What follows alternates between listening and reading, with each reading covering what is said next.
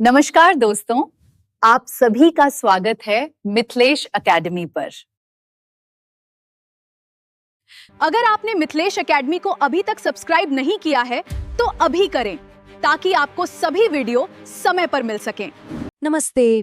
कभी सोचा है वो कौन सी एक चीज है जो हम सबको दुनिया में हर किसी को जोड़ती है? जवाब बहुत ही आसान है, हमारी थाली का खाना। तो चलिए आज इसी मजेदार सफर पर निकलते हैं और पता लगाते हैं कि आखिर हम जो खाते हैं वो क्यों खाते हैं। तो शुरुआत एक बहुत ही सिंपल से सवाल से करते हैं। सोचिए तो जरा, कल आपके खाने में क्या था या आपके दोस्तों ने क्या खाया होगा? सवाल सुनने में बड़ा सीधा साधा है ना? पर इसका जवाब तो हमारे खाने में छिपी पूरी दुनिया की कहानी बयां करता है। तो चलिए सीधे मुद्दे पर आते हैं। जब कुछ बच्चों से यही सवाल पूछा गया कि भाई कल क्या खाया था, तो जो जवाब मिले ना वो इतने अलग अलग थे कि सुनकर आपको भी मजा आ जाएगा। जैसे एक बच्चे ने बताया, मैंने बाजरे की रोटी और गुड़ खाया था। कितना सिंपल, कितना पौष्टिक, है ना?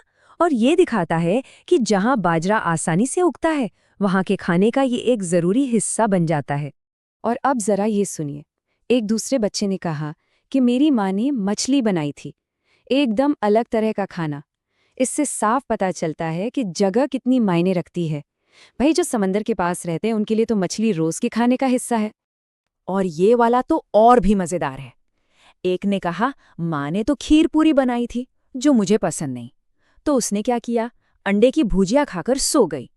मतलब एक ही घर, एक ही रसोई, लेकिन पसंद अपनी अपनी। जाहिर है जो एक के लिए बना है जरूरी नहीं वो सबको भाए। लेकिन इन सब के बीच एक जवाब ऐसा भी था जो हमें सोचने पर मजबूर कर देता है। मेरे घर तो कल खाना ही नहीं बना। ये एक कड़वी हकीकत है। यह हमें याद दिलाता है कि खाना मिलना हर किसी के लिए इतना आसान नहीं होता। तो देखा आपने, एक ही क्लास के बच्चे, लेकिन सबकी थाली में एक अलग दुनिया। किसी की थाली में बाजरा, किसी में मछली, किसी में अंडा और किसी की थाली खाली। बस यहीं से तो हमारे खाने की असली कहानी शुरू होती है। अब थोड़ा और गहराई में चलते हैं। एक एक इंसान से आगे बढ़कर अब एक पूरे परिवार की कहानी देखते हैं। विपुल के परिवार से मिलते हैं और देखते हैं कि कैसे एक ही छत के नीचे भी हर किसी का खाना अलग अलग हो सकता है। तो ये है विपुल। जवान लड़का है, भुट्टा खाने का शौकीन। उसके दांत भी एकदम मजबूत हैं, तो वो मजे से भुना हुआ भुट्टा खा सकता है। लेकिन सवाल ये है कि क्या उसके घर में सब लोग ऐसा कर सकते हैं? मिलिए विपुल की दादी से। वो बुजुर्ग हैं और जाहिर है उम्र के साथ उनके दांत भी कमजोर हो गए हैं। अब आप ही सोचिए, क्या वो विपुल की तरह कड़क भुट्टा खा सकती हैं? नहीं ना।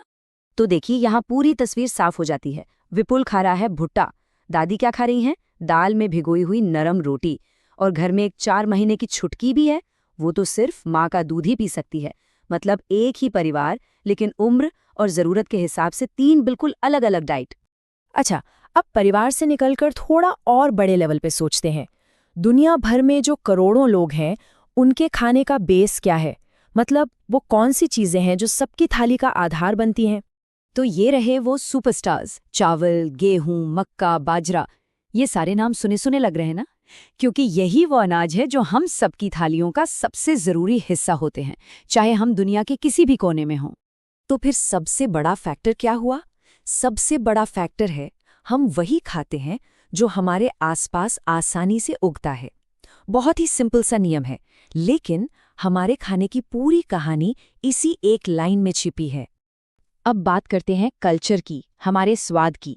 चलिए दुनिया का एक छोटा सा चक्कर लगाते हैं और देखते हैं कि कैसे अलग अलग जगहें और परंपराएं हमारे टेस्ट को बनाती हैं। कुछ मज़ेदार कहानियां हैं। जूनी की बात सुनिए। वो कहती है कि वो कश्मीर में रहती हैं और उसे सरसों के तेल में बनी मछली बहुत पसंद है। लेकिन जब वो गोवा गई तो वहाँ मछली नारियल के तेल में पकी थी। चीज़ एक ही है, मछली, लेकिन तेल बदलते ही स्वाद एकदम अलग। यही है कल्चर और लोकल सामान का जादू। अब थॉमस से मिलिए, जो केरल में रहते हैं। वो कहते हैं कि उन्हें नारियल वाली किसी भी करी के साथ उबला हुआ टापियोका खाना बहुत पसंद है। और सबसे मजे की बात, ये टापियोका उनके आंगन में ही उगता है। देखा, फिर वही बात आ गई, जो आसपास है वही थाली में है। और अब ये कहानी है ली चियन की, जो हांगकांग में रहती है। वो कहती है, मुझे और मेरी माँ को सांप खाना पसंद है। जी हाँ, सांप। जब भी मन करता है वो पास के होटल में जाकर लिंग हू फेन खाते हैं। ये शायद सबसे बड़ा उदाहरण है कि खाने में नॉर्मल जैसा कुछ नहीं होता।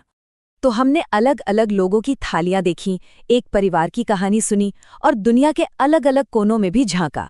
अब वक्त है इन सारी बातों को जोड़कर ये समझने का कि हमारे खाने के पीछे के असली नियम क्या हैं।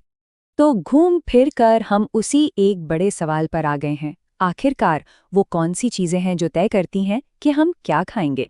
इसका जवाब छिपा है इन 3 बातों में। पहला है उपलब्धता, मतलब उस जगह पर क्या आसानी से उगता है या मिलता है। दूसरा है सामर्थ्य, यानी हमारी जेब क्या खरीदने की इजाजत देती है।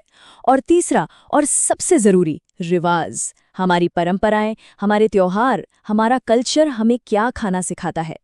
तो अगली बार जब अपनी थाली देखें तो याद रखिएगा, वो सिर्फ खाना नहीं है, वो एक पूरी कहानी है, आपके परिवार की, आपके इलाके की, आपकी जेब की और आपकी संस्कृति की। चलिए आपको एक सवाल के साथ छोड़े जाते हैं।